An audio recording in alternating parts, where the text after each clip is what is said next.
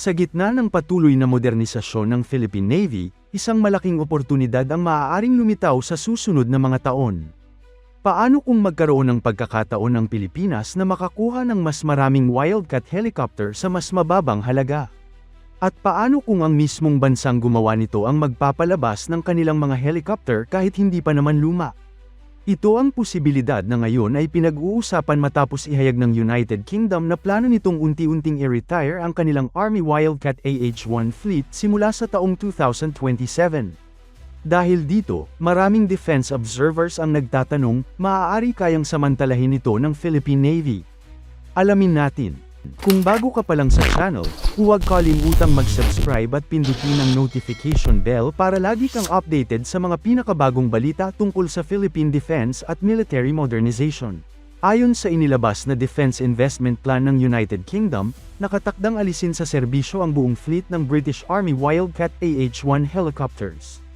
Ang desisyong ito ay hindi dahil may problema ang mga helicopter o dahil naluma na ang mga ito. Sa katunayan, kabaligtaran pa nga. Ang Wildcat AH-1 ay isa sa pinakabagong helicopter ng British Army. Nagsimula lamang itong pumasok sa serbisyo noong kalagitnaan ng 2010s, at karamihan sa mga unit ay may mababang flying hours pa. Ibig sabihin, marami pa itong natitirang operational life. Ang pangunahing dahilan ng retirement ay ang pagbabago ng prioridad ng United Kingdom.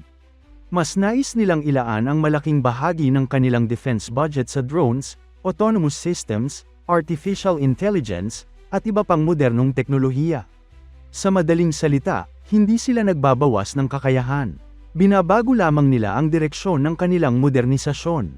Sa kasalukuyan, may kabuuang 62 Wildcat helicopters ang United Kingdom. May 34 na Wildcat AH-1 para sa British Army at 28 naman na Wildcat HMA-2 para sa Royal Navy. Ang interesting dito ay ang Army variant lamang ang planong i-retire. Mananatili pa rin sa serbisyo ang naval version dahil mahalaga ito sa maritime operations ng Royal Navy. Ibig sabihin, ang helicopter mismo ay nananatiling relevant at epektibo. Ang nagbabago lamang ay ang operational priorities ng British Army. Ngayon, bakit ito mahalaga sa Pilipinas? Simple lang ang sagot, may Wildcat na ang Philippine Navy. Noong 2019, natanggap ng Philippine Navy ang kanilang unang dalawang AW-159 Wildcat helicopters. Ang mga ito ay kasalukuyang ginagamit ng 42nd Anti-Submarine Helicopter Squadron. Ito ang pangunahing helicopter na ginagamit ng Jose Rizal-class frigates para sa anti-submarine warfare, maritime patrol, surveillance, at surface warfare missions lalo na sa West Philippine Sea. Sa madaling salita, hindi na bagong platform ang Wildcat para sa ating hukbong dagat.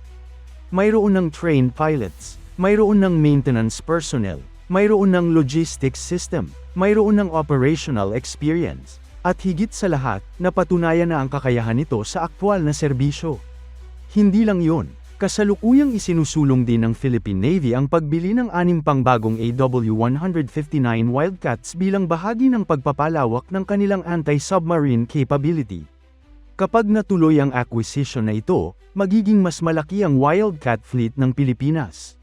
Ngunit paano kung madagdagan pa ito gamit ang surplus helicopters mula sa United Kingdom? Dito nagiging napaka-interesante ang usapin. Bagamat Army variant ang Wildcat AH-1, marami pa rin itong pagkakapareho sa naval version na ginagamit ng Philippine Navy. Pareho silang gawa ng Leonardo.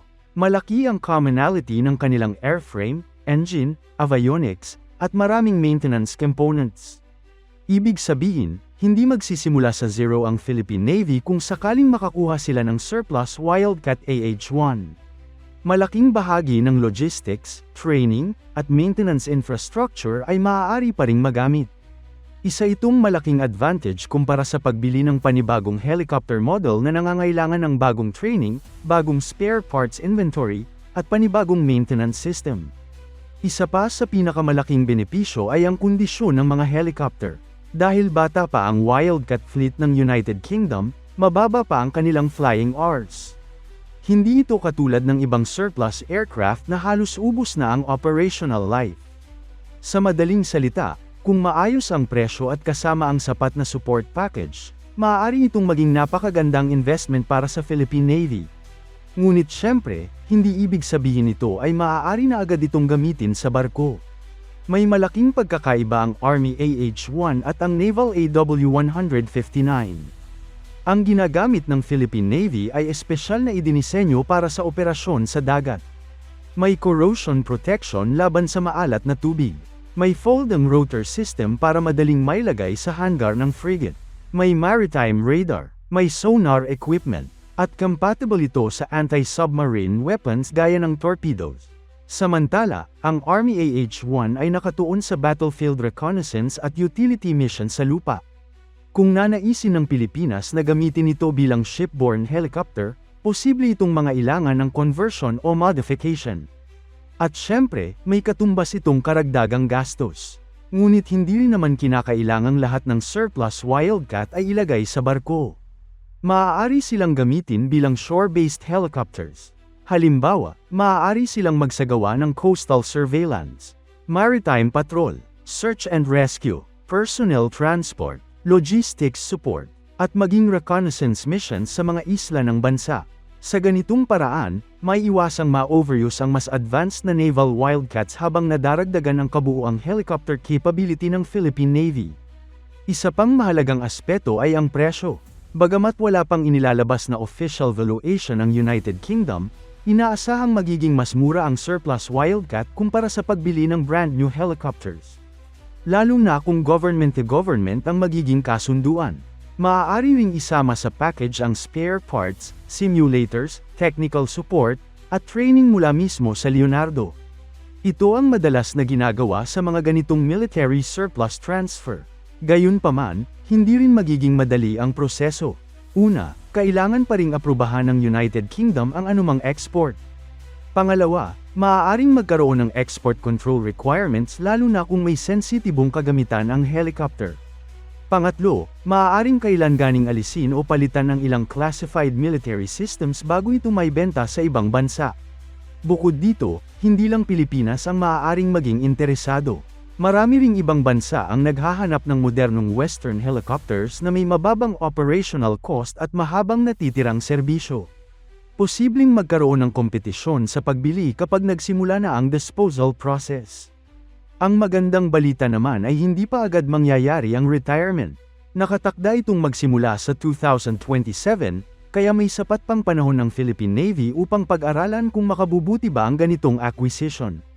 Kung sakaling interesado ang Pilipinas, maaari nang magsimula ang mga paunang pag-uusap sa pagitan ng dalawang pamahalaan bago pa man maging available ang mga helicopter. Mas maagang negosasyon, mas mataas ang posibilidad na makakuha ng magandang package. Sa kabuuan, masasabi nating isa itong oportunidad na hindi dapat balewalain. May existing Wildcat fleet na ang Philippine Navy, may trained personnel na, may logistics system na, at patuloy pang lumalawak ang kanilang anti-submarine capability.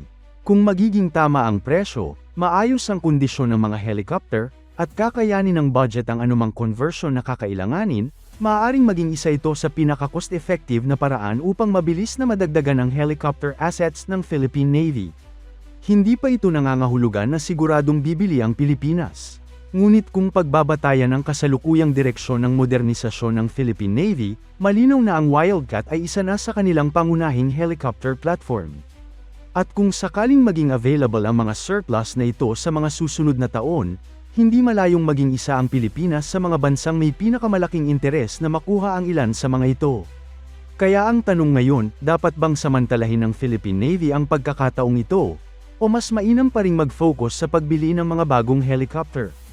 Ibahagi ang inyong opinyon sa comment section, at huwag kalimutang mag-like, mag-subscribe, at i-click ang notification bell para lagi kayong updated sa mga pinakabagong balita tungkol sa modernisasyon ng Armed Forces of the Philippines.